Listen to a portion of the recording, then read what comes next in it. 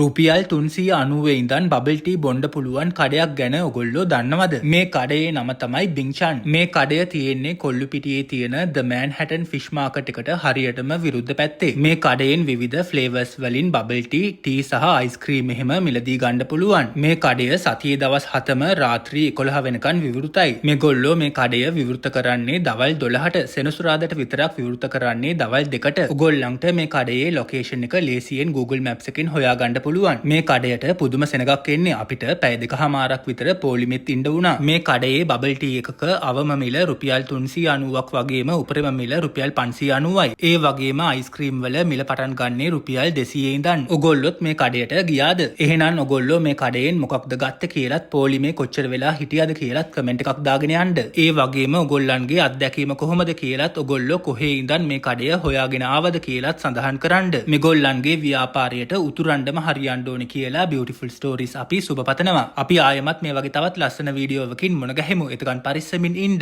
ජය වේවා.